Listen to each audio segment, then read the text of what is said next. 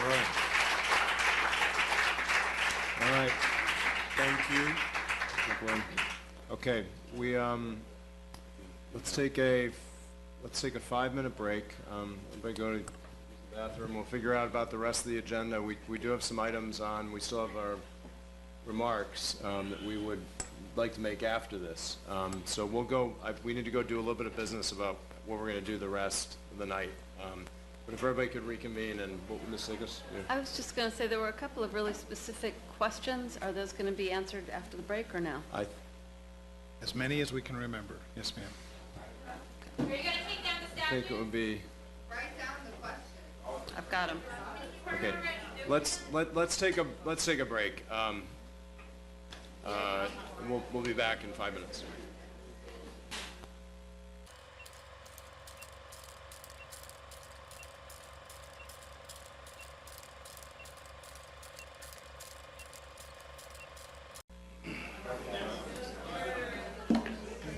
All right, we'd like to come back in a session if we could.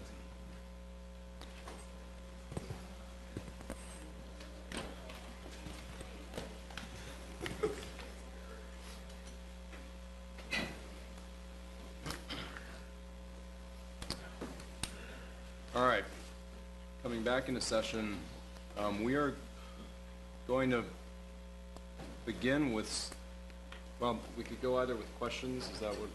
Yeah, I think what we promised was that when we came back in session, we would begin with the questions, and I shared with the city manager the questions that I noted. And I'm going to leave out the kind of personal questions, which you all can ask of us individually. But, that we raised the count of the injured, it was more than 30, and that we make sure that the press understands that.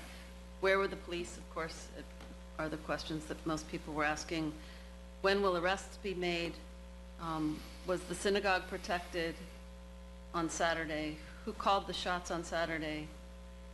Communications, what went wrong, especially on Friday between UVA and the county and the city? Why were they allowed to come at all? Why did it not get shut down after Friday night? And will we drop the charges against the people who were arrested on July 8th? So those are the basic questions I think that I heard going back through my notes.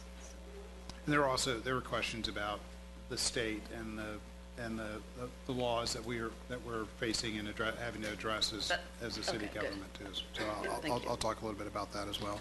So let me start with the questions about kind of the Dillon rule, right? And we're a Dillon rule state, right? And so what that means is that the state government gives the city and counties, cities and counties around the state of Virginia, they give us the authority to do certain things. And if we do not have express authority from them to do something, then we can't do it. And so, no, Jeff, let me talk. Let me talk, Okay. please. No, you cannot respond right now. Mr. You Fogel, sat there and asked Mr. me Fogel, to respond to you. Mr. Fogel, we cannot. You we haven't even cannot heard do this me yet. And you're going to cause. You need, but Mr. you Fogel, will a lot of have. these We people have a want to public hear this. hearing after the meeting, everyone. We have another unrestricted public hearing after the meeting where everybody. So you have to you would let know, somebody finish. Jeff, Hold on. you would know. It's okay. You lie all the time. It's okay. It's okay. No, you lie. It is a Dillon rule state. Is that not true? It's okay. Thank you. That's all I said. Why is it that the city can enact a rule requiring contractors Okay, to pay this. a living Listen. wage? Okay, now you have to Jeff. be. You can't do it. We need. Do what you want to This do. is gonna suck, Mr. Fogel. You So a want white to be man taken can out. shut down a black man who's trying to give an explanation. Is that what this is about? All right. That's what I hear every time person you interrupted up just- here. You have a lot of room to talk. Okay, so I'm going to say to everybody, we have a open hearing at the end of this meeting where you can share every critique you have about what you hear. For the interest of us getting through and being able to answer, there was a ton of stuff. We just had 4.5 hours of public hearing. We have a lot of stuff to answer to and to try to address. Now, we canceled all the rest of the agenda items. We're just focusing right now on events related to the statues on August 12th. So please let us try our human best to get through this part, all right? So as Mr. Fogel confirmed for me, we are a Dillon rule state. And that means, Look, yeah, Mr. Vogel, I actually can have you removed. This is not fun. You're laughing. This is a kick for you, but we need, everybody else wants some business done here. Please. Please, seriously. Do you want to be taken out? This would just... Mr. Jones will leave my name out of it. Mr. Vogel, you're the one who stood up and This is the most interrupted me. narcissistic thing I've ever seen. Just stop and let this proceed. Wow, and you would Let be this the one proceed. to know what narcissism is. Let this proceed. So we are a Dillon Rule state. And what that means is that we are not given unless we're given express authority by the state of Virginia, there's certain things that we can and cannot do. There's a law that was passed in 1997 that began to include cities in a previous law that had been applied to counties. Mr. Brown, you can correct me at any point as our city attorney. And that was an attempt to ensure that war memorials were protected. And that was a decision by the General Assembly of the state of Virginia. The City Council in February, understanding that, also understanding that some of that law was also in question after a case in Danville, voted 3-2 to remove the Lee Monument. Soon thereafter, we were enjoined by a court that said that we could not. The circuit court here in Charlottesville said that we could not move the statue. They did say, however, because we challenged this, we said that we felt we had the right to do that. They did say, however, that we could change the names of the park, which the City Council did very swiftly after that. And we began the process of also then finding different ways to rearrange the parks in a way that would highlight all of our history and not just one particular part of our history.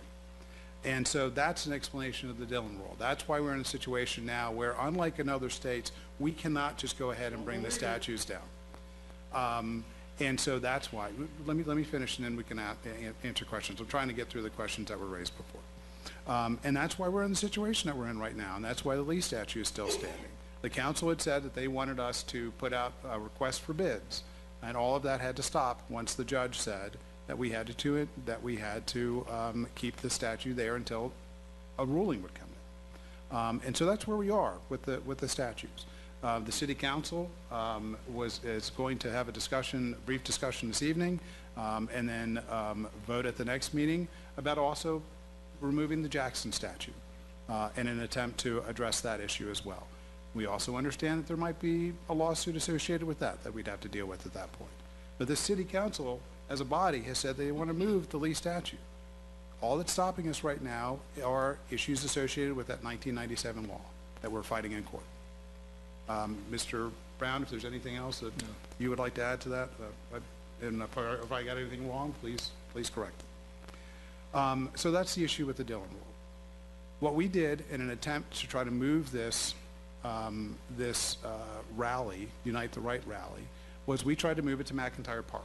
And we tried to do that because we felt that at that park, it was one, a much bigger park, and two, a much more manageable from a standpoint of keeping people separated in the park and bringing more public safety in that situation. We tried to do that. The permit that I issued to Mr.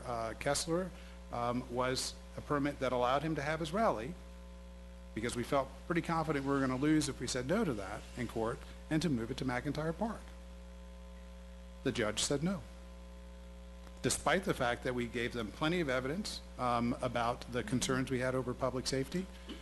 The judge ruled that he felt that it was that it was not content neutral, and that the reason we were moving it was because of freedom of speech. We disagreed with that. We made that argument in court. A month earlier, we'd had the KKK in one of our parks. None of these people sitting on this dais agree with the KKK, but yet we allowed them to move forward because they have a constitutional right to do that. And over and over and over and over, courts have ruled in that way, right? This is not something new. We're not making this up. There's case law that's out there, and this is all the way up to the Supreme Court, allowing people to express their views. We made our case based on public safety and not the content of the folks who were going to be in that park. We lost.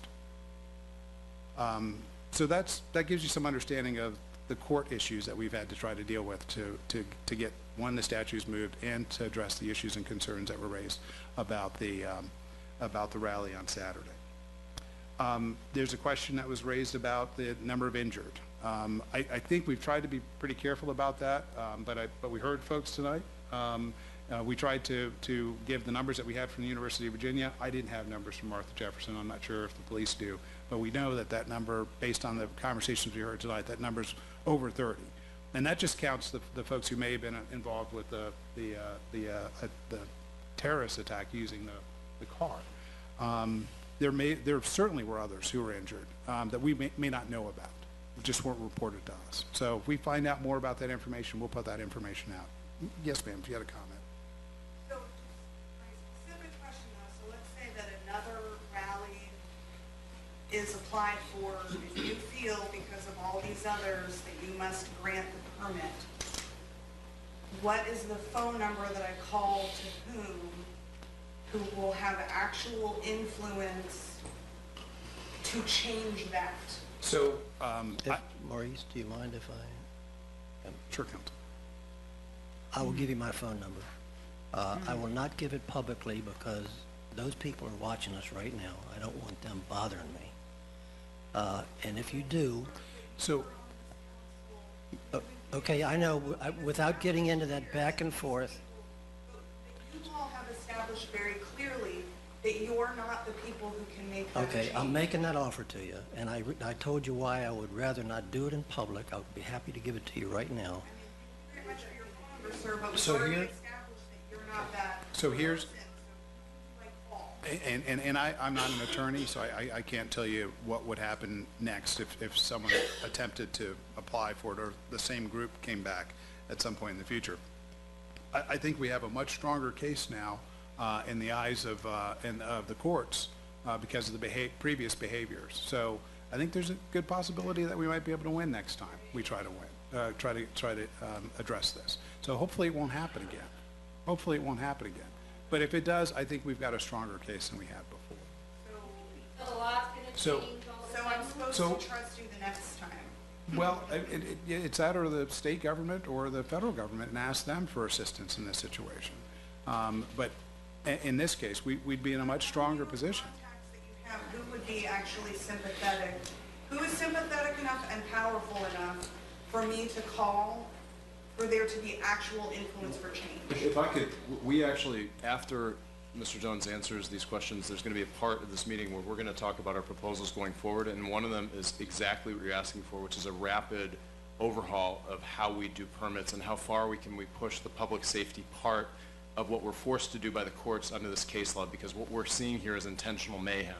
And our belief is that this should fall, it is a different kind of situation than the courts have looked at in the past when they forced us under prior cases to have that rally, and they said that it was not content neutral, and they forced us to do it. So what we want to do here, I think that we're unified in this, is work with our attorney, work with leading, and do this quickly, is overhaul what we have here to stop these things before they start. Because what we were working under before, it's that you're going to hear that a little bit. I've got notes right here. You're going to hear it just in about probably half an hour once we get through this part of the meeting. So there's a lot of policy that you're going to hear tonight.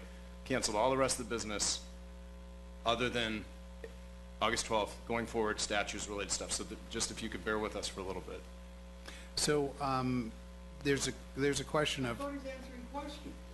well, we have questions. He We has, have questions. Mr. all right? Fogel, he has a list that Ms. Zakos read, which he's trying to get through now. Yeah, you've kind of lost the favor here, Mr. Fogel. I mean, you have plenty of time. Lost the favor with whom, Mr.? Well, with me, for one, Oh, because I'm you're, very sorry because about you're that. kind So one of the of, people in the this was a world situation where, most important to me to gosh, get I approval really is don't you. want to, we're sort of like totally off the books here, where this is a meeting without, but you know, There are it's no kind of rules. just, yeah, we don't have Then rules no rule. tonight. Then I have a question. Well, I'm going to recur to my colleagues. Do you think that Mr. Fogel should have the right to dominate debate like this and just? Well, let's. I think when we took the How break, about if we take a we vote promised that among the people in the Mr. audience? Jones This is would all I can really respond do to is the go- questions that all these people all I have can do brought is go to tonight. my colleagues I right now personally would under- like to hear the answers. Yeah, I would like to have Mr. Jones finish. Is that okay with everybody else? Okay, all right, so that's the rule, and based on that rule, if you do interrupt again, you will be removed, Mr. Vogel, Are you? by the Sergeant at Arms, under our rules. That's the only alternative I have. The rules are wonderful. Okay, that's it. So there are a lot of questions about the police and where they were. And questions will be answered. All right, that's it. We don't have all the answers. That's it. To leave. Thank you. This is the Thank end. you. I think it would We're help not getting everybody. any answers, but the questions that Thank you. It people would are help gonna ask. everybody. Thank you. Come on, follow me, guys. All right, Mr. Jones. So there's the question about where the police were. And we did have a lot of officers in our city on that day. And they were in a number of different places throughout the city. What concerns me, obviously, are the responses that I'm hearing and the stories that I'm hearing about very specific incidents. That's one of the reasons why we asked people, and the chief of police asked people on Tuesday, please contact us so that we can follow up on those issues. And they are following up on those issues. One in particular was raised tonight was the assault on DeAndre Harris. That is a case that the city police are following up on. They do have a lot of information on that, and I believe that arrests will be made soon. We need to be careful about jeopardizing the case. They are building a case right now, and it's not about just one individual person. There were more than there's more than one person who was involved with that. And so the city police are following up on that, and I think justice will be served. And I want you to know that. And we're not going to rest until they are. And we want that to happen for everyone who was involved with illegal activities that day. That's why we need your help. We do need your help. And we ask that you contact the city police if there are incidents that you saw in which someone was beaten, either there wasn't police presence at the time, or if you saw an officer who may not have been responsive to that. We need to know about that, right? We need to know about that. We need the video, too. We need... If we have... We've got a lot. Every instance of violence in every single one. Well, You guys don't realize that? We do. Okay. Why do you think we're here? Why do you think people are so mad? They did Okay. nothing. I think it's... And you know it. If you don't know it, Mr. Collins, would you... Mr. Jones, would you mind talking about the review? Sure. Mr. Collins, just hold on 1 second, because they're... No, he can. All right. He can go. He can choose to go. All right. So we are going to do an independent review of all the planning that took place for that, the day of the event, and the aftermath. So there will be a third-party independent review of all of our activities on those days and what happened on Saturday. So that will happen. Well, I mean, people are asking for a review. That's exactly what we're doing, right? Exactly, and it takes time. It takes time to review all that. There is no stand down. There is no stand down order from anybody in the city government. There's none. None. And those are that's things why we need- and those are things that will be examined as part of a review. This is why we do a review, That's why we do a review, and it takes time to do a review like that. but not Okay. a lot of time.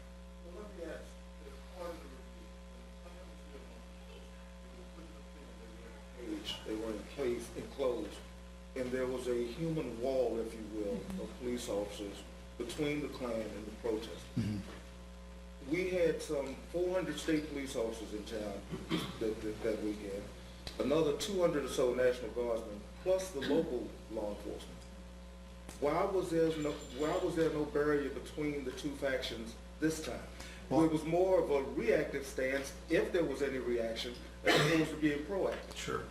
I think Chief Thomas responded to some of those questions on Tuesday, but he did say he would have more information as he was collecting that information. It doesn't happen overnight about why people were positioned in a certain place versus other places.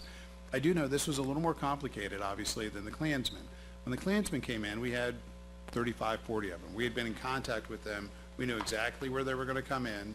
We knew when they were going to come in, where they were going to park, and that type of thing. We didn't know that with this group. There were some of the folks that we knew about. We knew when they were going to come in, but a lot of them we did not. We were not communicating with them in the same way that we communicated with the KKK. We were communicating with the organizer of the event, and even with that, we didn't hear the truth in terms of how people were coming in and when. So that's a difference between the two, and that'll certainly be part of the review. And even beyond that, I asked the question earlier, why were they allowed to occupy that space so early? so much earlier than their permit called for? It's a very good question. That's certainly a question that we'll try to address as well. I just don't know off the top of my head, aside from the fact that if they were going to walk into the park anyway, which they probably would have had the ability to do under demonstration laws, that they were allowed to kind of be in that park. And so From 12 to 5. they did.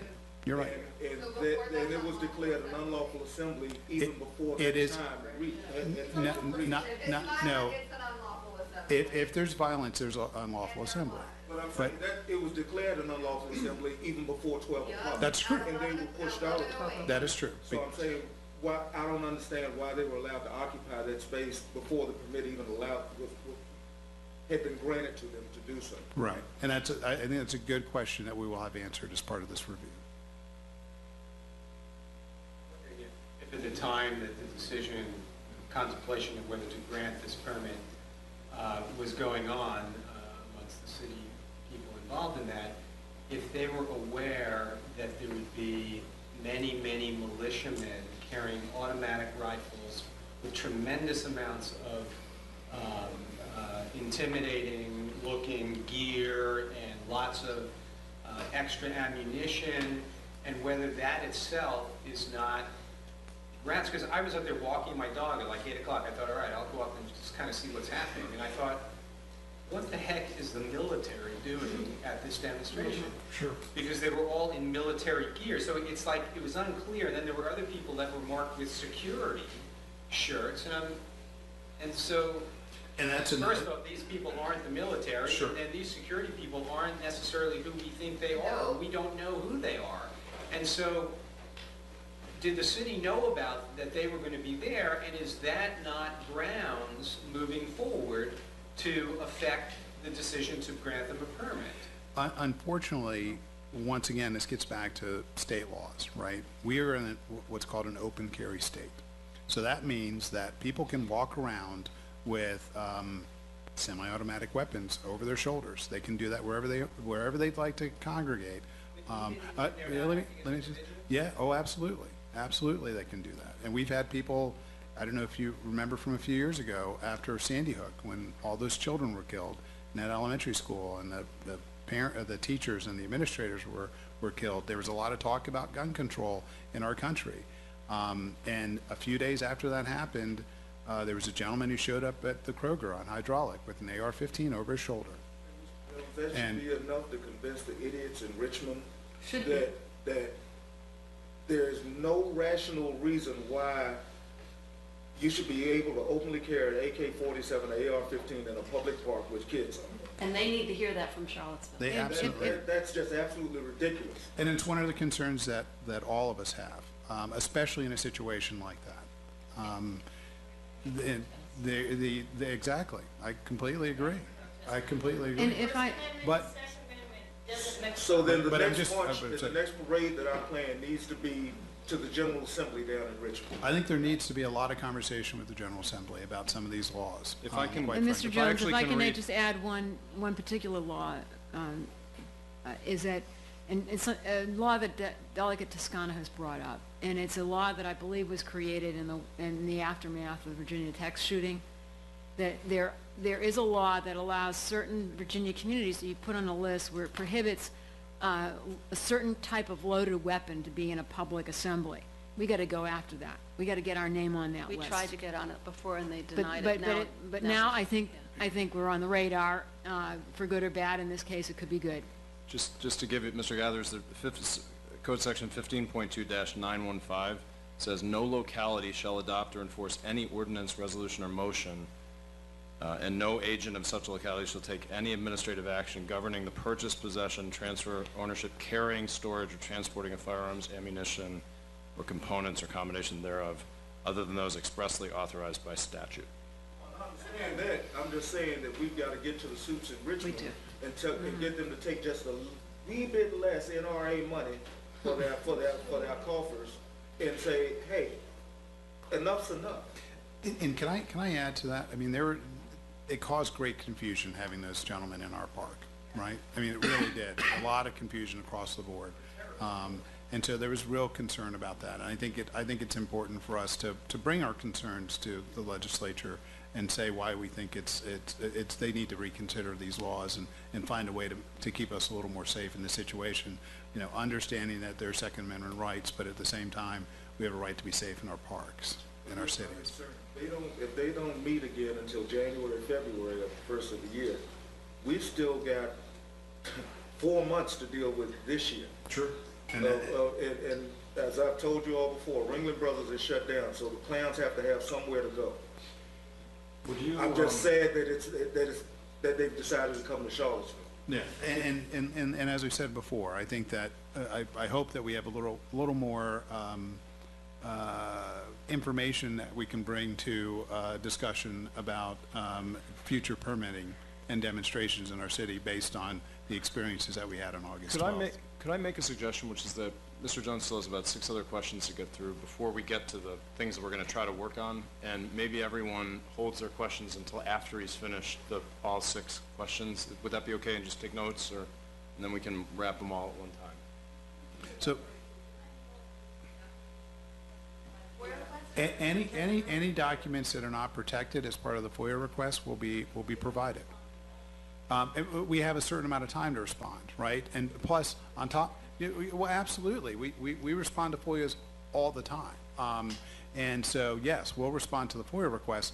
We have 5 days to respond, and you can ask for an extension. And considering the circumstances that we find ourselves in, we would ask for extensions because, what was that?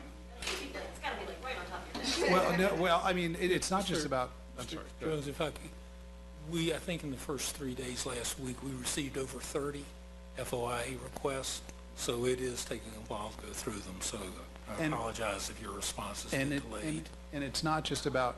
And it's not just about a safety plan. Inevitably, what happens with a FOIA is that someone will say, "I'd like to get every document, every communication between the chief of police and anybody, from May 20th to 8/11 or 8/12, right?" And that takes a lot of time to do, to go through all of that. And usually, it's not just the chief; it's the city manager, it's other folks as well. So it's not, it just takes time to do. And over the course of the last week and a half, they've been pretty occupied with some other issues right now. But we do everything we can to respond to those FOIAs on time, and usually with the extensions. And we're granted that ability to ask for a 7-day extension. Okay. We need to. Right. Well, I think 12 days is pretty quick in a situation like this, considering all the other things that we're involved with. Really would like to get through just the answers and then have more questions afterward. Is that okay? So, as I mentioned before, we will be having an independent review that will take a look at everything involved with this. And hopefully we'll have cooperation from other organizations that we could make it more than just about the city police. And we'll certainly be talking more about that. Hopefully we'll have more information on that we'll be able to release publicly in the next couple of days. We're still formulating the plan there. I think it was mentioned earlier, I mean, one of the things that we are trying to do, and I understand some of the concern that was raised about this, but I'll give you some background. The Community Relations Services Division of the Department of Justice, the folks that we are working with on this have done this type of work for years. This is not about one administration or another. These are civil servants whose job it is to address issues like this and work with communities to help get folks back on a road to recovery. And the way it will work is that we'll have a committee that will come together. And at that first meeting that they'll have, this committee will decide, well, who else needs to be around this table, right? And then this committee will decide, how do we go about doing community engagement on this so that we start moving forward?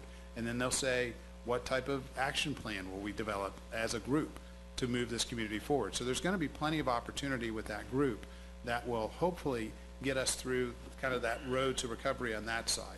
As I mentioned before, there's going to be this independent review. There was a question this evening about the victims of the attacks on Saturday. We're working with a group that I already know. The CACF has been actively out there working to raise money for folks in our community, primarily I think through organizations. There's another group that we talked to last week the National Center for Crime Victims, whose responsibility it is to help raise money from a lot of different folks who want to help right now. That would be money that would go directly to the victims. It's the Charlottesville Albemarle Community Foundation. So, and they're doing some work, sorry, what was that? Charlottesville Area Community Foundation. And they're doing work raising money. They've been contacted by a number of different groups. And then there's the National Center for Crime Victims. And we'll be working with them, and we'll be talking more about that in the next couple of days as well, so that people have an understanding of what happens to money for these victims. So they'll help with that, and they've done it in other places like Orlando. So there was a question about who called the shots on Saturday. The chief of police called the shots. It was his operation, and he said as much on Tuesday. It was his operation to run. We had 500 plus officers from the Virginia State Police. We had our officers, and we had the National Guard. And the decisions that were made that day, as the chief would say and has said, the buck stopped with him. We talked about why they were allowed to come in the first place. We addressed that issue. One of the things that we will be looking into as part of this review is any kind of communication that occurred on that Friday night with the folks at the University of Virginia. It is accurate that our officers responded when called upon. We certainly did at that moment when we were called upon by the University of Virginia. But we will be talking to the university and reviewing how we're communicating with them and interacting in situations like this. There was a question of why did it not get shut down on Friday night? You'd have to talk to the university about how they handled that. That was their decision to make. That's not the city of Charlottesville's. And actually that part of the university is not even in the city of Charlottesville, technically. So that wasn't our call to make, that they could shut that down. That was on the university to make that decision, and that's up to them to explain why they did not that evening. Mr. Jones, I'm just going to clarify. I think what that question meant was why after Friday night happened was Saturday not shut down. I think There's no reciprocity of UVA, Charlottesville, and Albemarle County Police Departments. What is the reciprocity for them? There is reciprocity, but more often than not, there needs to be a clear understanding and an invitation to provide support, right? So I'll give you an example. On Saturday, the university police officers and Albemarle County police officers were providing support in the city outside of the area in which the rally took place and some of the fights were taking place in downtown, and the assaults that were taking place in downtown. They were responding to calls for service in other parts of the city, and we had a memorandum of understanding on that with Albemarle County that they would provide that level of service in the rest of the city while all officers were focused on what was happening in downtown. And so that's what happens in that situation. And the university did call us eventually on Friday night, and we responded. When they called and when they made that decision, you'd have to talk to the university about that and why. The question though was why after Friday night? I was getting to that. Just gentleman asked me another question. I honestly, I don't think we would have won in court. We had just lost in court that night, the same night. We got the ruling at 10 o'clock on Friday night.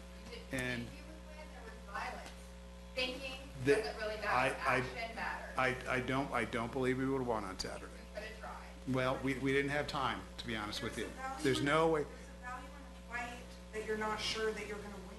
Well, let me just explain. Once again, I don't think we would have won. Two, I'm not even sure if we would have had the time to shut it down after what happened on Friday night. And so we had to prepare for what was going on that day. And it would have been very unlikely that we would have won. So. I have a question about who missed, I mean, I don't know what the judge would have decided, but from my understanding, part of the reason that the judge ordered that the rally continue is that the lawyers apparently missed, to counsel the other rally that you all had given permits for. So how did the attorneys miss that? Well, it wasn't a matter of missing.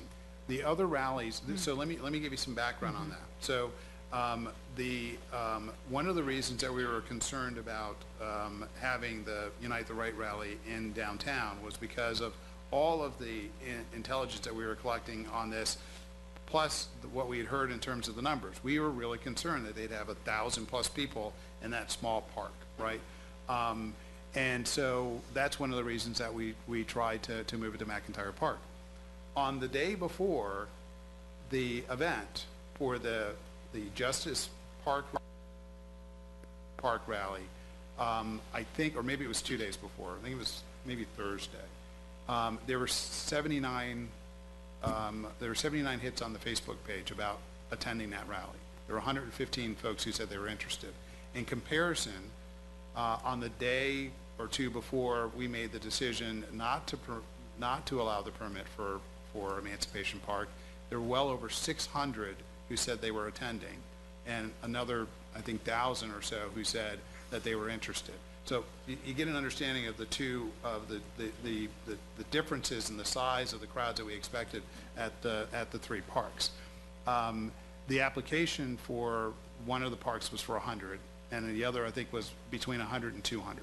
So there wasn't an expectation that there were going to be a lot of people at those two parks while the demonstration was taking place. We also didn't have credible evidence that there was an attempt by the folks who were organizing at either Justice or McGuffey to have violence there. That was one of the reasons we were concerned about Emancipation Park. So you get an understanding of why we didn't cancel the other two. It had nothing to do with the content of their opinions and their speech. It had to do with the fact that those two parks were not expected to have large crowds. I know. The judge did not understand that. Yeah, the judge didn't get it. Yeah, I'm just saying, just in terms of staff, nobody could foresee that as a possibility. That's an issue. Well, yes, sure, it could have been a possibility, but that wasn't the exclusive reason why. I mean, the judge said he felt that it was content-based for a lot of different reasons, and not just because of the two parks. And it was obvious, and we made that argument in court, that this was not about content. This was about the safety issues. We didn't have those same concerns about Justice and McGuffey Park. You know, I noticed that a lot of our community has been putting their bodies and their time on the lines, and I just wish that you guys, I get that there's laws and there's statutes and stuff, but I wish you guys would just take more of a stand. I don't get it, really. Can I say one thing about that? We were not, so one of the reasons the judge ruled against us on Friday night was because of how harshly we had spoken out about the bigotry and the racism of the event. That was specific evidence cited. When you make decisions about these, and it's totally counterintuitive and infuriating. But the decision that the city made had to be on content neutral grounds, and it was. It was about the logistics and the impact of having, and this is why the First Amendment needs to be updated for groups that are coming to create mayhem, and judges don't get it, and the lawyers don't get it, and the law needs to change. But if we had been teeing off all that week about the racism and the content, then it would have made that case even more of a sure loser. So it was unbelievably frustrating for all of us, I think, to not express our feelings about this thing that was coming here, but we wanted to have the city manager's decision and the police chief's decision be upheld. That was really important. So,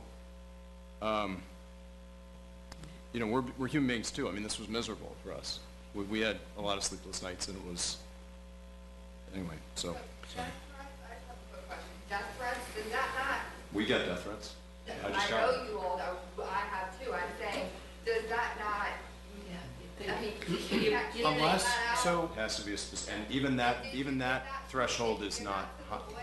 And the problem with that is there was one organizer for that event, and that organizer had not made specific death threats to anyone.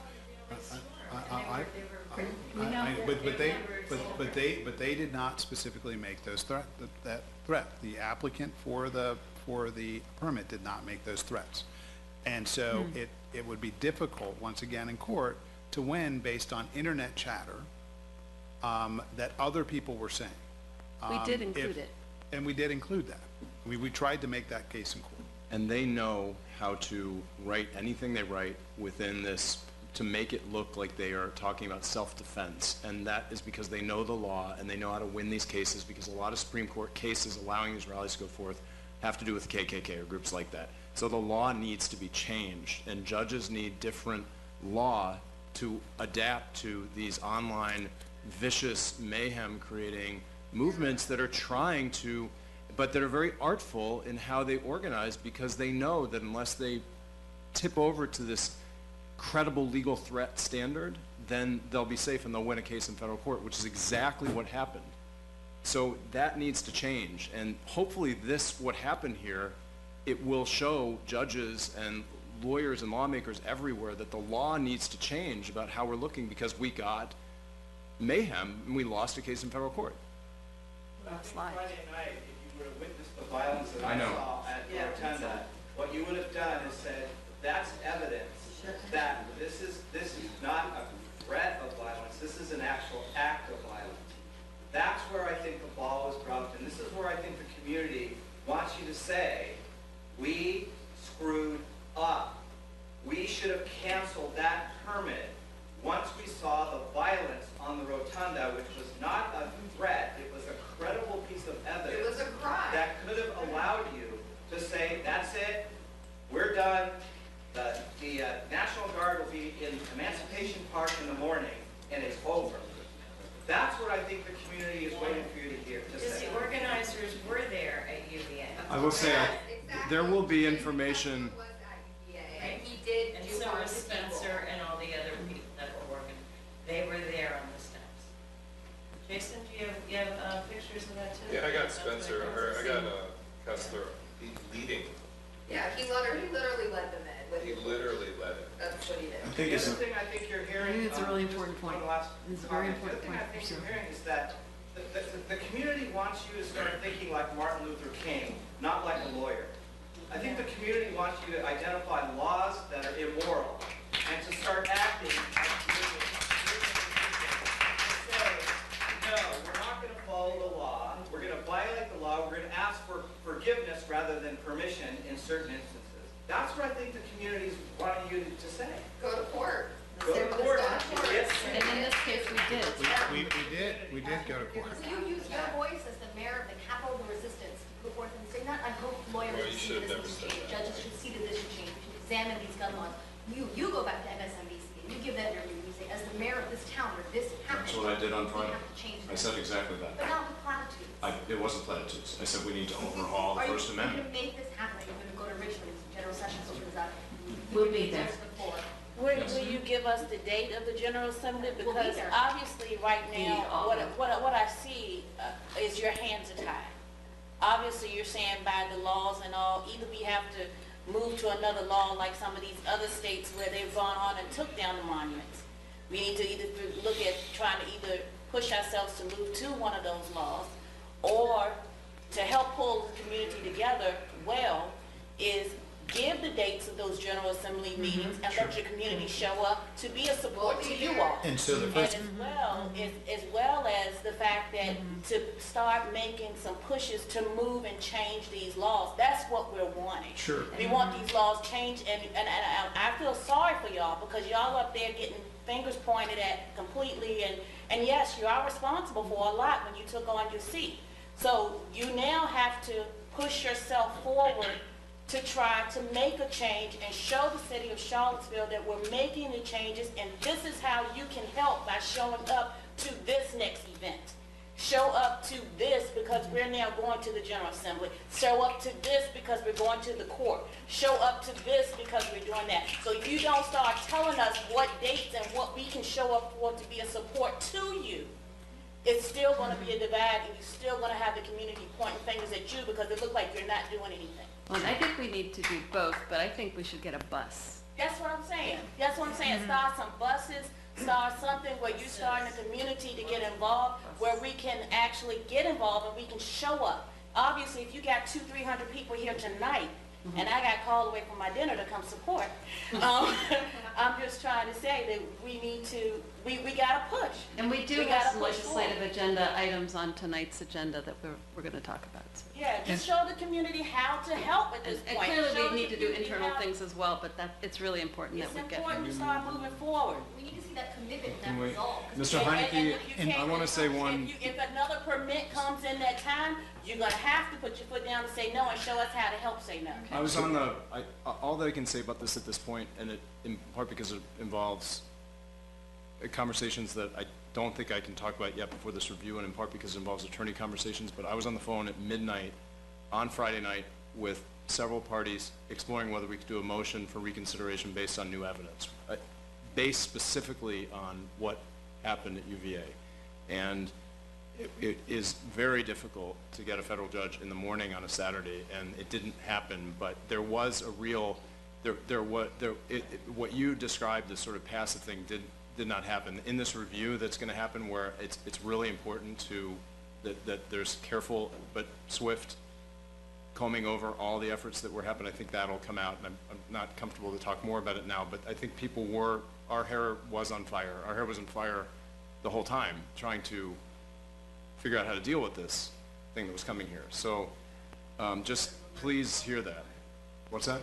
Information public domain, can we all see those records when it's made? No, these were phone calls, so, because it was 12 o'clock at night. And to your point about the legislative actions and how that occurs, in the fall, the city council develops a legislative packet, and that packet is then sent along to our representatives, so they're aware of it. We hope that we'll get support for certain things, and sometimes we don't. That's just the way it works. And then from there, a bill is taken into the General Assembly and introduced, and that happens in December, I think, when they first bring it forth. But then it actually, the General Assembly starts in January. And so at that point, that's when the lobbying begins, if not before, making sure that our representatives are aware of it and are supportive of certain things. And then you have to get support of others, right? So, sure. And I think that's a good someone conversation. earlier this evening talked about bringing in Albemarle County, and that you got to get in their Delegate Bell, and that's going to be all part of the strategy. Is that it's got to be a broader. It can't just be Toscano and Deeds. But this is the only thing that I can say about this right now.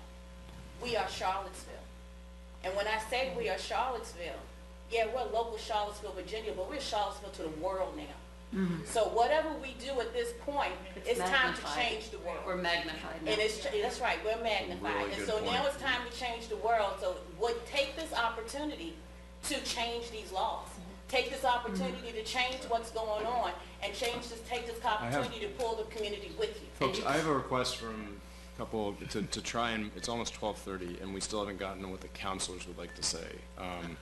So, And I think can I just address Yeah. one last question that was on the list, and I want to make sure that folks hear about this. So there's been this concern about charges that occurred at the July 8th rally. The city council is not in a position, the city manager, city attorney, we're not in a position to drop those charges. Any charges associated with that would be dealt with by the Commonwealth's Attorney's Office. They're the ones who are given the task of prosecuting folks. And so that would ultimately come down to the Commonwealth's attorney as to whether or not any charges would be dropped. That's big. One of your officers, when I was coming through his door, said I pushed him today. So that's coming from officers who have no morals. Because we were in a tight space. I did not push you. We were all brushing up against one another because how close that space was. So some of those people have charges based on what officers with no morals have said. And that is what we need to take into consideration. I don't know enough about the cases that were out there, but there's certainly video, plenty of video of what happened that day that could disprove anything that someone would say. And so and I'm sure the Commonwealth's attorney would take that into consideration if there are false charges. okay, wait. Can I just have one question? Because this has been kind Well, of, and I haven't said anything all night. And I've That's- been here for 4 hours. okay. All I want to say is one thing. We talked about the chief of police, and he said, he's looking into it. We've heard about the FOIA. we're gonna look into the FOIA. Tonight, people talked about having independent people looking into it, which is really a good idea because in some respects, we find out that our government is kind of corrupt and everybody points the finger at everybody else and we might not ever really get an answer. Secondly, as the police officers of the city of Charlottesville, which falls under you, Maurice Jones, right? Aren't you their boss and the head of all of the city of Charlottesville employees? That's correct. Correct? That's So, when the question was asked, who's in charge of the police and not doing what they're doing and what's going on, that really is you because you're their boss, you're his boss. And you together have to make a plan ahead of time to the best of your ability about what you're going to do. And that day, nothing was done. And I sat there and watched it and watched it. And 4th Street was closed because I came up that way at 6 a.m. to the prayer, walking the long way from my house, because I walked that day. And then my dear friend Heather, who I've known since my Girl Scout troop in 3rd grade, gets mauled down with 19 other people, or how many people it was, from a car that can go down 4th Street. And all the other roads are closed. I'd like to know why that road was ever opened up again. Because that really makes me angry, because it wasn't that way when I walked to my prayer meeting at 6 o'clock in the morning. And that's something that the police are investigating. Right, but you are their boss, and That's you are the one that would know the plan of what we were doing and all of that. So when that question was asked multiple times. And as you said, the street was blocked. Okay, The street but was then it blocked. wasn't. And that's what they're investigating, is what happened to that street. So Absolutely. when Mike was asked that question, and he says specifically, I am not in charge of the police, he's not in charge of the police, but you are. That's correct. Okay, great. I just wanted to have that truthful answer, because we hadn't heard that all night. Well, I wasn't responding to questions earlier because folks didn't really seem like they wanted answers at the moment. And so now is a perfect time to respond. That's why we're doing that right now. Great. Well, I just want to make sure everyone knows that you're in charge of our police department. That's, And that well, he can the take chief, fear. the chief of police is in charge of the police department. Right. And we oversee the police department. And I just want to, earlier we were accused of like pointing fingers. I haven't pointed fingers at anybody tonight, aside from maybe the state government. And not the state government, the legislature. So the way it works with the appointment of a police chief, and it's the same thing with city attorney as well, and the finance director, is that the city manager is in charge. I just want technicality here. The city manager is in charge of pretty much running the process for those things, for the, let's say, the search. And the city manager is charged with reviewing the city attorney and the city, the police chief, and then also the finance director.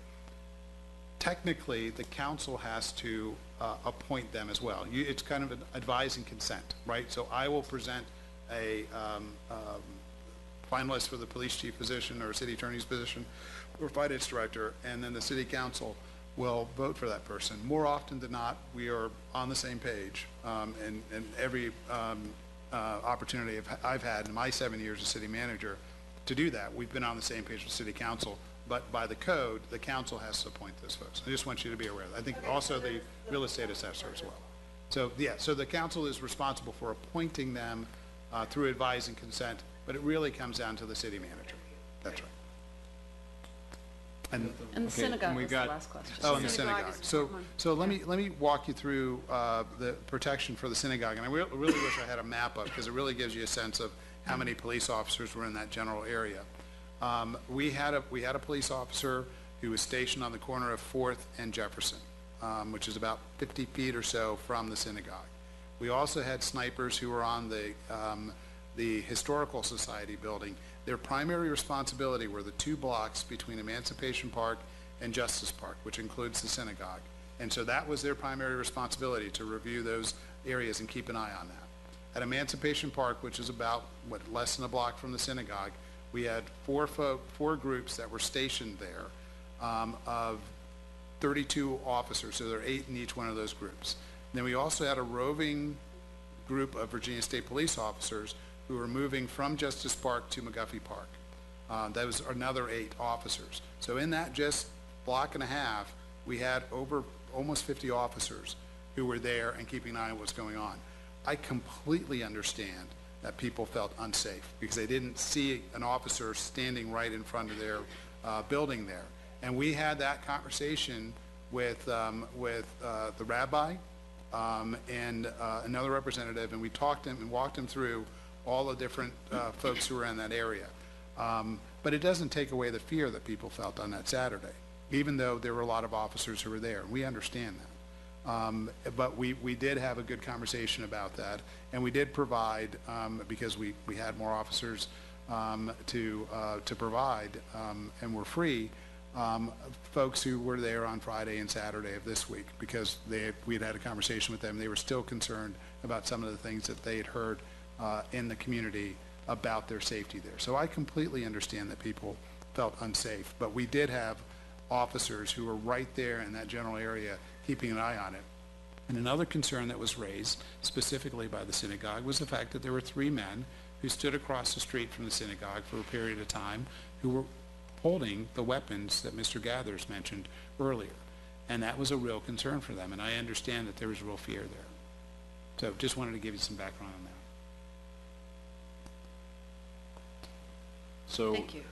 okay, how about one more question, and then we'll go to counselor statements. Is that okay?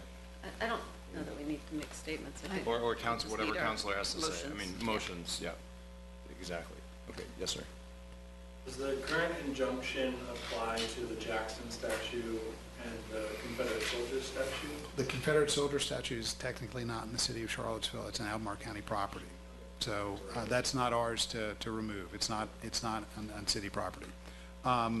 It does not include Jackson, but there's good possibility that the moment that the city council votes on it, the next morning to put an injunction in place to stop us from removing that statue until the judge can make a final ruling on that. Do it in the middle of the night, like tonight, or you vote at 10 p.m. to remove it, and you have in plan. What if we do it, y'all don't know? If that were to occur, or if there's a possibility of that occurring, then they probably would go to court before we had a chance to vote on it to try to stop us. So even if they felt that we could try to do something like that, I wouldn't be surprised if they went to court. Whether it would be successful, I don't know. But they would certainly try to move pretty quickly, especially because we're having this conversation right here in public. The alt-right would come back with a lot more than Dodge Challengers. One of the things that you all can do is you can share your opinions with the plaintiffs in that lawsuit and their lawyers. There is a lawsuit with a whole bunch of city residents and a whole bunch of plaintiffs who sued the city, and they should change their mind based on what has resulted from that. And that's publicly available information. If that lawsuit was dropped, a lot of things would change much more efficiently than having to wait for a court ruling, and if there's an appeal and all these other things that are going to go forward. That would be a very effective use of your voices. So Ms. That on the website, so we can just put it in a spot to just communicate? No. No. So, Mr. Mayor, I'd Yes, like to move to some action here. Yes, let's do it. The first thing that I have brought to do, and I know Mr. Bellamy has a motion, as does Ms. Galvin, but I want to make an immediate application to the Board of Architectural Review for a certificate of appropriateness. This is one of these kind of arcane things that we want to be able to move the statues quickly when we have the authority to do it from the court. The statues are in a design control district. Technically, we need a BAR certificate of appropriateness, so we don't have to wait until after the court rules to do that. We can do that right now, and I want to make that application. I have the application form, if that helps, but I would like to vote on that tonight. I think the other things we have to vote on, we can wait because they're going to be delayed by the court anyway. So I want to just, we have some real process hounds who watch us every night, who will certainly we'll hear from them. We typically do not, this is a motion that was not advertised ahead of time, so we like to give notice for potential council action so that the public has a chance to weigh in. They're advised, it's in our materials. This is the general way we do about it. So usually we don't vote on something that's brought up for the first time. Our council materials are always advertised. They're put on the website several days in advance of the meeting so people know, so they can have an opinion about an action, but I But in think the cases logic where here there's is that this is- urgency, then we is that go ahead this is and an vote on it. emergency, one is and that's, Ms. Sagos and I talked about that beforehand, so this would be the rationale for offering a new action tonight. So with that said, and is there any objection to anybody for us considering this as an action tonight? Do you have to read it? Don't you have to? And we need a second. I will We need a make the motion, which is that we immediately institute an application to the BAR for certificate of appropriateness for the removal of the Stonewall Jackson and the Robert E. Lee statue. Second. Okay. Any questions or comments? And do you want to say anything? I mean, you've already made an introduction. Okay. We're good. Nobody wants to talk for 3 minutes about this? Okay. I don't think All right. Okay. All those in favor? All right. And that then there are a carries couple 5 of to other 0. motions. I have a couple of other things I'd like to talk about or to kind of put forward, but I think we probably should do the motions now. Yeah. Well, does anybody have anything else they want to say before we get to other actions? I think that would still be appropriate, because we haven't had we never really got to I guess I just need a counselors point of saying. order. Are we just providing our requests for new agenda items We're next month? The way that I would, Or are we doing let me motions? just, what we've done is we canceled all the regular business of the meeting. We had an extended ad hoc public hearing at the front of the meeting. We never did city manager response to matters by the public from the last one. I would like to actually do boards and commissions right now. We actually talked about that. Well, actually, let's, Hold on. Okay. So we're basically in other, we just jumped over the rest of the canceled agenda and went to other business. So in other business, we are pretty free to do what we want to do. So, Ms. Galvin, does that answer your question? So we're basically just doing a round robin in other business to the stuff that people want to Then I'll bring finish up my either. other business. Okay, Okay, yes. so Kristen has the floor. Right, Kristen has the floor in other business. I would like to join with my colleagues in looking at our policies, our demonstration ordinance, other policies, a thorough review of all city policies to see what policies we can actually do that would make it easier for us to respond in a case like this. There were some things that we discovered that other cities had in their ordinances that we didn't have, so that we weren't able to use those to limit what could happen. So that's one. That I would like to explore the idea of covering or obscuring the statues immediately. Do you mind, can we, those are very different. Can we Yes. do that one and then have response from your colleagues? Well, I'm not asking Okay, for a vote, I'm just asking. All right, okay, okay. So I would like to either have a burlap cover or some black cover over the statues, or at least a drape of mourning on their bodies. And I don't know if that violates the law or not, but I would think that it doesn't damage the statue in any way, and it wouldn't be in violation of our injunction. A barricade is different because it's a building and there's so that's why this is what I'm asking for. Also, I think several people have suggested, and I'll just bring up, not on my behalf, but I think on all of our behalf, to begin the process of memorializing Heather Heyer. There will be a longer process, and there should be a longer community process determining what appropriate memorials are, not only to her, but to all the victims of white supremacy in our city for the last 300, 400 years. But in this case, one topic that has, or one beginning that has come up is the idea of naming an honorary street name on 4th Street between Market Street and Water Street, the honorary Heather Heyer Street. And so I would like us to do an application to do that. And the other, of course, was the report, the independent review of police and a review of our crisis communication strategy going forward.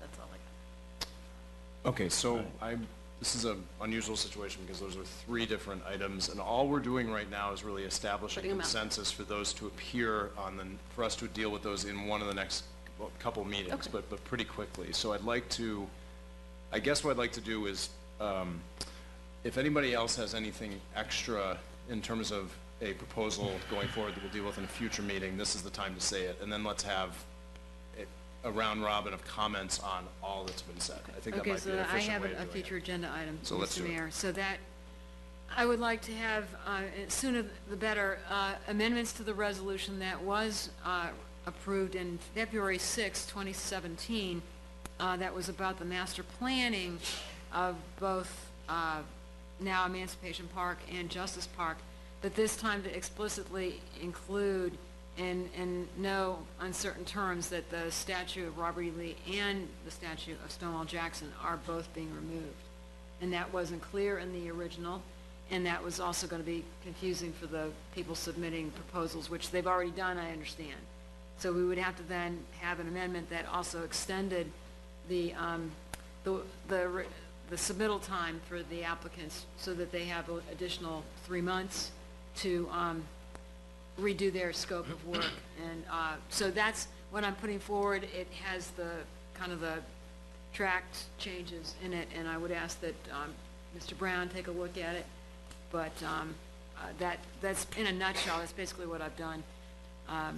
There's also the question now that we never did talk about with any specificity the kind of memorial that would be going into Emancipation Park once the Lee statue goes. As we have done, we talked about in the Justice Park, we talked about that having a memorial to the enslaved community of Charlottesville. So again, that's all packaged in there. We'll all see it next week. So if that's okay with our September 1st meeting in September, that'd be great. And that way we can get going on making sure that we get the right team. Okay. So is that okay? Is that a majority? Is there consensus on this being Great. a future item? Thank you. Yeah, and I have to, let me add one additional one. To make sure that the police department and the prosecutor's office has the assets necessary to go after the people that we're going after. Mm-hmm. And let me say about Heather, I would suggest that Susan Bro might be watching now. I think we should let the family come to us with ideas to how to memorialize Heather, and then we can work them. I agree with that. We lost an inspiration, but they lost a daughter and a granddaughter. So they need to be very much involved, and in fact driving the whole process. And again, all these, just for everybody to understand, this is customary here. We will hammer these into a properly framed up item on a meeting where we really work it. And staff has advised us, we look at all the angles. This is an initial cut at this. So okay, so family consultation. Mr. Bellamy, anything to add right now? No, sir. Other than the resolution? Oh, okay. I didn't know it was I know you brought it. So. Do you mind if that's the big, I just have about a paragraph to say about the permitting, just to add on. Well, this isn't really why don't you do yours? Because this is a new idea. I don't have a new idea. Okay, so we'll do discussion on all. I have a resolution to remove and relocate the statue of Stonewall Jackson from Justice Park and expedite the removal of both the Jackson and Robert E. Lee statues pending final disposition. And essentially it follows the model that we use for the Lee statue of just a few small modifications. Whereas the monuments of Confederate Generals Robert E. Lee and Stonewall Jackson that sit in Charlottesville Emancipation and Justice Parks were erected not as war memorials after the Civil War, but as 20th century testaments to a fictionalized, glorified narrative of the rightness of the Southern cause in that war, when the actual cause was an insurrection against the USA, promoting the right of Southern states to perpetuate the institution of slavery. And the continued presence of these monuments conveys the mistaken visual message that Charlottesville supports the cause for which these generals fought. We do not, whereas their presence is an historic, interpretive area or museum could further the teaching of true history of the Civil War. And then moving down, we included the language, whereas the monuments of the Confederate generals of Robert E. Lee and Stonewall Jackson have become flashpoints for white supremacist violence throughout the summer of 2017 with white nationalists and Ku Klux Klan rallies at the Jackson Monument and culminating in the armed invasion of Charlottesville during the Unite the Right rally defending, quote unquote, the Lee Monument. Moving forward, whereas City Council voted on February 6, 2017 to remove the statue of Robert E. Lee from the park currently known as Emancipation Park. Now therefore be it resolved that we, the City Council of Charlottesville, Virginia, order the removal of the statue of Stonewall Jackson from Justice Park, subject to a successful court case by the ruling in the pending litigation on the lease statute.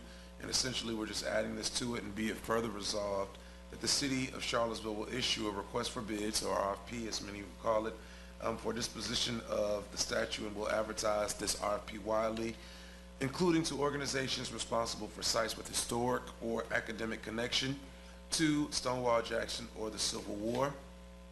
And then as we continue to move forward, be it further resolved that until successful bids are accepted, both statues will be moved to a storage location pending final disposition, and successful bidders will be required to reimburse the cost of removal, subject to a successful ruling in the pending court case. So, we hear you loud and clear. And I'm requesting that we, although I would love for us to vote on tonight, I know that we cannot. So this has been provided for information for not only the public but my colleagues, and I would like to request that we vote on this and adopt this resolution at the first meeting in September. Yep. Okay, so does anybody, so that we have about 5 or 6 proposals, it sounds like they all had consensus. Any comments people would like to make on any of them? Mike, yes. This is not necessarily a one of the 6, but we all want things to happen quickly. What I would not like to see happen is for us to rush through indictments or criminal investigations and make a mistake. These are not a bunch of country bumpkins. These are not silly people. They're very well lawyered up. They're very clever. They're very slick. So I would ask the patience of the community. We got to get this right. If we go forward and we make a mistake, we can't bring it back again. So I'm asking for the patience of the community in this regard. I would like to add one statement in support of Councilor Sakos's discussion about the permitting process. I would like to launch a comprehensive review of our permitting process to give the city the maximum ability to prioritize public safety in such situations as we were faced with, including by limiting the size of events, increasing insurance levels, and by exploring updating the current legal credible threat of violence standard with a new approach that can address the threat of the intentional creation of mayhem before it happens, particularly when it's fomented through social media and shadow networks. We need to refine our approach for devious developments among today's bigots and alt-right. The alt-right protesters often frame their provocations, the weapons they carried in their uniforms, as self-defense, but it became clear once they arrived that these were all preparations to draw others into conflict. Given these developments, it's clear the government needs new tools under the First Amendment to protect the public from such intentional mayhem. The meaning of the Constitution has changed over time. Governments have always needed to strike a balance between free speech and public safety. As everyone knows, you cannot yell fire in a crowded theater. In our review and the actions to follow, we should consult with leading First Amendment scholars so that our new rules meet the spirit of our treasured Constitution. But I would like to push the envelope on this. I think that we just saw a clear example that the legal frameworks that judges are using are not sufficient to what we're faced with in this new age. And Charlottesville is a good place to push the envelope. We love the Constitution, we cherish the Constitution, but the Constitution has to adapt to the life that we live, and the Constitution did not protect us during the weekend of August 12th. So that, and we can, and I've conferred with Mr. Brown about this, and I think that we can have some also external legal resources as well. Okay.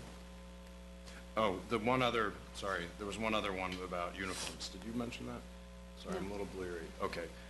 This was also under the,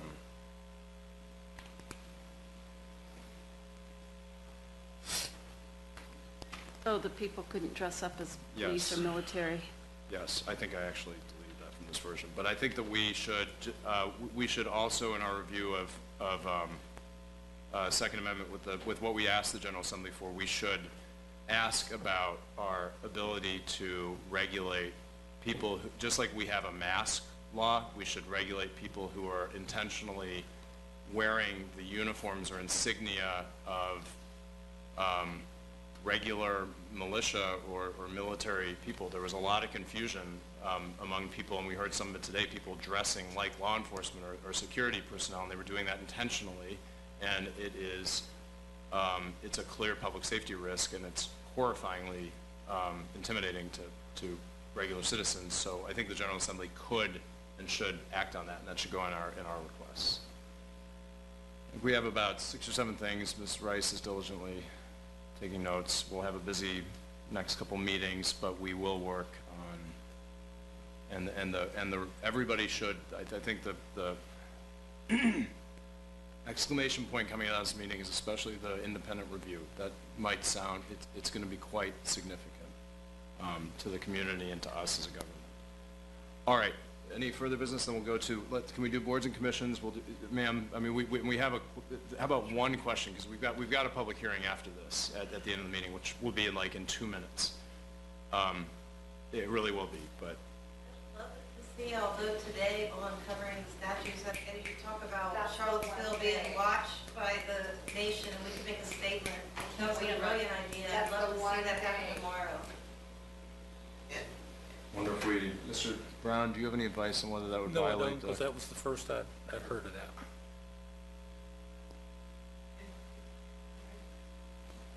Ms. Schneck? The court date is set for August the 30th. It's now September 1st. Just changed So I'm today. wondering if it would make sense to take a vote on Jackson prior to that date. If there's a countersuit by the plaintiffs, then it can just get rolled in with that, then there's no need to backtrack. This is just a hearing, it's not a final ruling in this case. It's not a decision. I wish. Hurt anybody. Do you all have any, well, what about, It wouldn't be considered defiling it.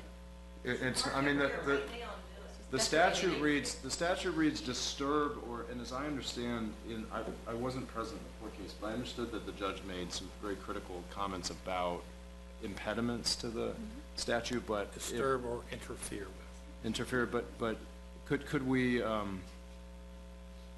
at least, could council I would vote like to make a motion that for this pending? we express our intention to do that. And, you know, if there is some court ruling or something that says we can't, I would honor that because And then staff works it. But I think that in the meantime, the idea of we should seek forgiveness rather than permission on this one, because we know it's not damaging anything, it's not irreparable. You know, I'm an attorney. I feel comfortable at 1250 of saying that this is not disturbing or moving the monument. So I make a motion that we immediately, well, although it'll take a while to create something, but that we immediately put in process the covering or the draping of both the Robert E. Lee statue and the Jackson statue with black fabric. And it's, Can we say We don't have that much black the concealment? and may I in such a way add that shall something? not be a disturb- I mean, Well, it's because in a way also that'll- customary that this is done Morning. for mourning. Morning. And we are in mourning. That's This right. is a very customary act That's to right. do.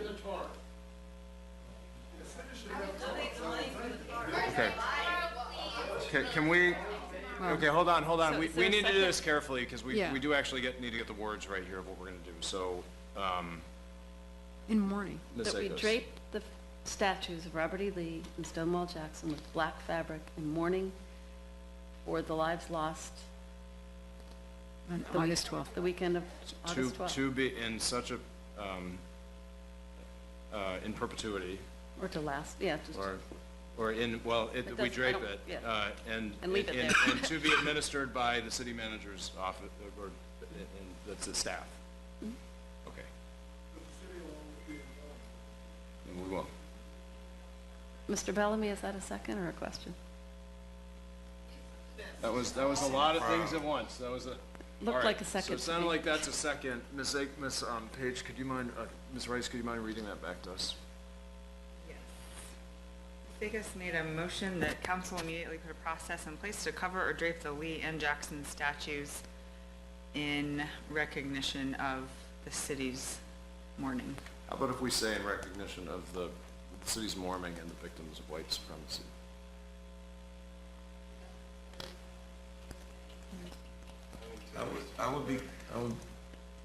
I would be careful about adding the words white supremacy, because I think that Okay, gives them all right, a latitude fair to enough, try fair to. enough.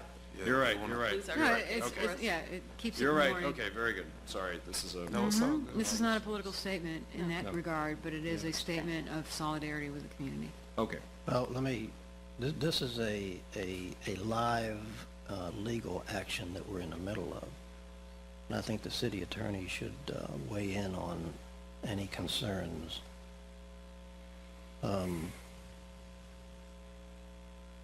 We had people come into our community who did not obey the law, and that's the biggest problem we have with what happened. I understand that. Yeah. Something. What's the wait? It's, I think there's a good likelihood that it may be challenged, and we'll just have to do the best we can to defend it. Shall we have a vote? I just feel the need to ask Mr. Jones if there are any, and I'm sorry, but are there any security concerns this would raise? Do we have, not, and this is. I don't know. We It's haven't hard had a to know. chance to think The about police chief is security not here. concerns. Yeah. So, Statues standing are. No, Yeah, just I as know, they and I've are said right that, but, okay. Okay. All right, so, wait, we haven't voted yet.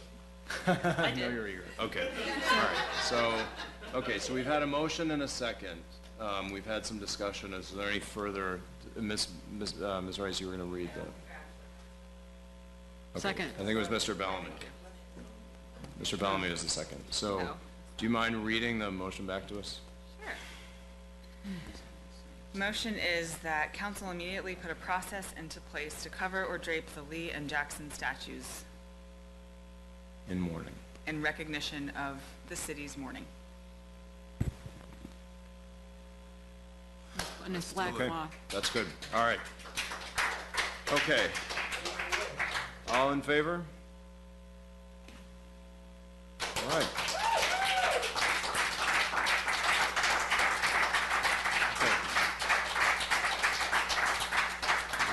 And I want to thank this member of the public, because that is one of those things we talk about, that we only do things on the night that they're introduced when it's urgent, and in this case, that feels urgent. Thank you. So some good of Yes. y'all came in here a while now. Yes. Now you All tired. right. Any other, okay, we still, it would be really good to do boards and commissions tonight, because we And had a consent gentleman come agenda. who got, and consent agenda, that's right, Right. yes. All right, let's do boards and commissions. All right, we're going to put Melvin Grady to work. So I move the following appointments to boards and commissions. The Charlottesville Economic Development Authority, Ed Schmitz. The Citizens Police Advisory Panel, Tara Hodges. The Rivanna River Corridor Planning Steering Committee, MOU, Kristen Zakos and Bob Fenwick. The Historic Resources Committee, Alyssa Diamond, Genevieve Keller, Melanie Miller, and Jelaine Schmidt. The Human Rights Commission, Idil Akhtan and Melvin Grady. Thomas Jefferson Area Community Criminal Justice Board, Hosea Mitchell. Jefferson Madison Regional Library Board, Carla Mullen. Rivanna River Basin Commission, Mike Segner. Sister City Commission, Patrick Corey, Terry DeCincio, Tammy Kevaney, and Yates Noble. Water Resources Protection Advisory Committee, Jeff Atkins and Mary Iserman. There were, I'll second, but there were also 2 boards that needed youth members that we didn't have any youth applicants. Do you have that on your list? Let's see if I can Just pull to that put out the, here. not that any youth are probably still up watching TV, but there may be some. They'll see the reruns. I'm sure they are. I think we ought to make that an announcement next meeting, because I don't have it right at hand. Police Advisory Panel and Sister Cities Commission. So if you know of any youth who you think might be interested in serving on those, please ask them to apply. But that was my second. Okay. So that was the second, so we need to vote. Okay, any discussion? All in favor? All right, 5-0. Dare I ask, Mr. Jones, are you in a position to do the Consent agenda. response from, well, the matters of the public from the I already last? addressed You did that, okay. Just going through the, all right, so let's do the consent agenda so we actually get all that business done. And we will, just so the public knows, we had 4 important items tonight: Woolen Mills Historic Conservation District, Efficiency Study Priority, Liberation Day, Vinegar Hill Monument. We'll just deal with all those in 2 weeks, if everybody can present and is around. Consent agenda, Ms. Reyes. Item A, minutes for July 17th, 2017. Item B, an appropriation funds for the City of Charlottesville's 2017-2018 Community Development Block Grant, $430,316.31, second of 2 readings. Item C, an appropriation funds for the City of Charlottesville's 2017-2018 Home Funds, $90,748.69, second of 2 readings. Item D, an appropriation Home Investment Partnerships Program, $3,214.26, second of 2 readings. Item E, an appropriation amendment to Community Development Block Grant Account, second of 2 readings. Item F, an appropriation Virginia Department of Social Services Employment for Temporary Aid to Needy Families, Participants Grant, $66,667, first of 2 readings. Item G, a resolution authorizing execution of a standard project administration agreement for state aid highway maintenance projects, first of 1 reading. Item H, an appropriation VDOT Primary Extension Paving Project Funds, $52,085, first of 2 readings. Item I, an appropriation Substance Abuse and Mental Health Services Administration Drug Treatment Court Grant Award, $294,140, first of 2 readings. Item J, an appropriation Charlottesville Albemarle Adult Drug Treatment Court Grant Award, $205,000, first of 2 readings. Item K, a resolution supporting Safe Routes to Schools project, first of 1 reading. Item L, an appropriation Safe Routes to School Non-Infrastructure Grant Application, $59,000, first of 2 readings. Item M, an appropriation Juvenile Accountability Block Grant, One-Time Special Fund Family Checkup and Everyday Parenting Training Grant, $20,000, first of 2 readings. Item N, an appropriation Greenstone on Fifth Corporation Sponsorship Agreement for Enhanced Police Coverage, $82,184, first of 2 readings.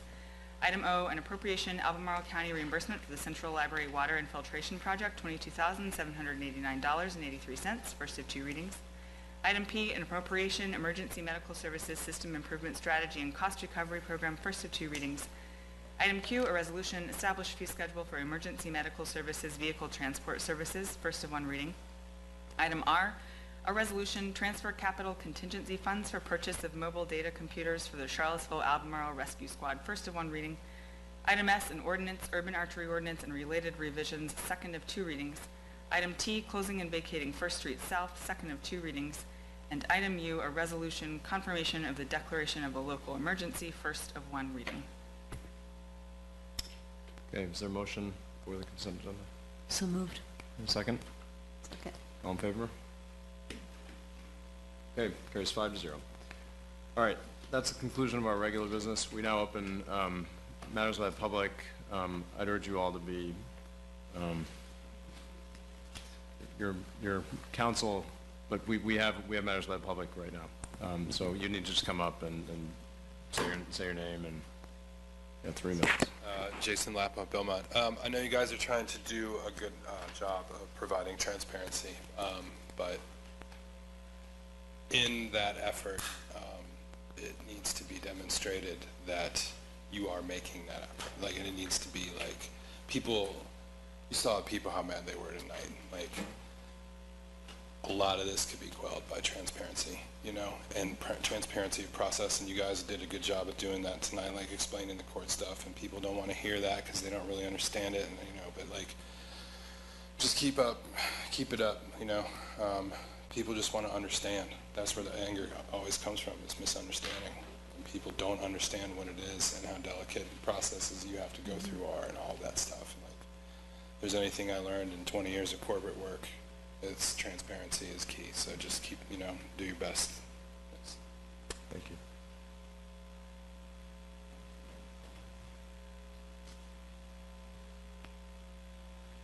My name is Randall Crittenden, and my comment is twofold, and so I'll make it quick. The first part is that I believe that instead of removing the monuments, it would be in our best interest to instead add memorials to Grant and Sherman, adjacent to the monuments of Lee and Jackson respectively, and the Union generals be larger in size and more ornate to show our commitment to the Union and the fact that we do not glorify the Confederacy, but that we also show both sides. That's just an idea that I've had. But the second part is that I got here after the public comments closed, but I would just like to say that I fear for the life and limb of both myself and my black girlfriend, because of the radical right and the Nazis and the KKK, because we know what they do to her if they had the ability. But I fear for myself because of the radical left, the Antifa, the communists, the most radical side of even BLM, who have a wonderful message. Hold on, let's have some, let's let them finish, Because respect. they throw soda cans full of Quikrete, they throw bottles full of human waste, and they stab men who have a certain kind of haircut because they think that he could be part of the alt-right. I think that if we continue on the path that we are with these statues, with just the hyper-partisan politics of both this area and now growing everywhere, we are going to stumble upon something that nobody wants, because the path to hell is paved with good intentions, and your intentions are good to want to remove these statues, but in doing so you're inviting hate and intolerance. You're pushing the right further right, and that's pushing the left further left, and it's causing violence by both sides, and we're pointing the way to hell this way. It's just what I'd like to say. Thank you. Anyone else?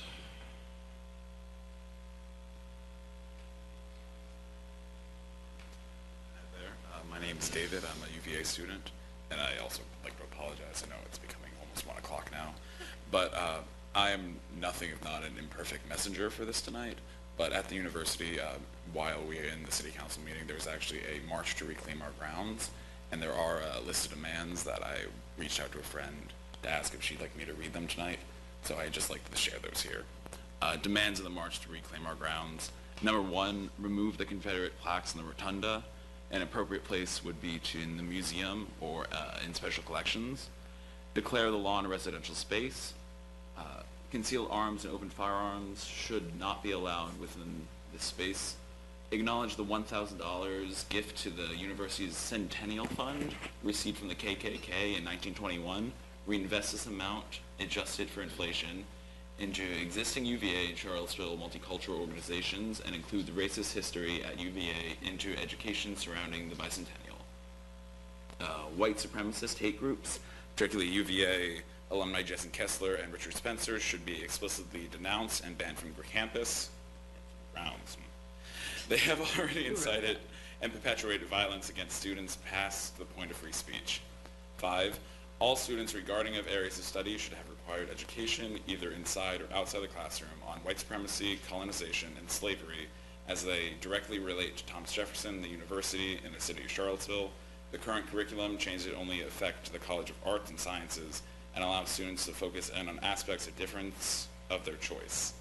UVA's historical landscape must be balanced. The statue of Jefferson serves as an emblem of white supremacy and should be recontextualized with a plaque to include that history. Additionally, more buildings named after the prominent white supremacists, eugenicists, or slaveholders should be renamed after people of marginalized groups. Expand the working group on university response to the events of August 11th and 12th, 2017, to represent students of color and those affected by the violence of August 11th and 12th. As of last year, the percentage of African American undergraduate students enrolled in the university were 6.4%. The university must take action to ensure that as a public university, this number is reflective of state demographics at a 12% proportion. Given the impact of recent events, action on this step is crucial. In 2016, the percentage of African-American faculty was 3%. This percentage is unacceptable and disproportionate to the number of African-American students. This disparity exists across all minority groups. Thus, proportion of faculty for an underrepresented group should strive to match the proportion of the student population of that group at minimum. Issue a strategic and actionable diversity plan with input sourced from minority student leadership, as done by other peer institutions such as Georgetown University, Brown University, and Virginia Tech. This plan should include a special emphasis on improving diversity and inclusion for faculty, staff, and students of color, as well as relation with the Charlottesville community. Okay. Taking All right. Thank you. I'm gonna, is there anybody else who'd like to go? We don't, I just about the memorial that's there. Do you want to come up so people listening at home can hear it? I just had a question about the memorial that's already in place where the accident happened. I just wanted to know if there was plans to open that up or if you all are keeping that closed. okay, how about this is the last? Yeah, I totally Thanks. understand. No, no, I made the decision to keep it closed for now, Okay. until we have an opportunity to talk to council. It would end up being a council decision to close that, or as Councilor Sakis said earlier, find a different way to memorialize Ms. Heyer. Right. Yes. Right. So- Okay, thank you. Thank you. All right, we're adjourned. Oh, do you Wait, have, wait, I'm wait. sorry, you still? Yeah. Okay. Clifford Hall, 938 Fish Street Southwest, 22901. My solution to the economic problems in Charlottesville is to increase the base pay of a person in Charlottesville by $2,500. Now, my solution to that is look at the Amway Corporation and how they do business. And I think that's how we should go about it. That's it, simple. Keep your options open to making money. Thank you. Mike, before we adjourn, point of privilege. I would disagree with the young man who came up earlier and sort of presented the right and the left as equally at fault.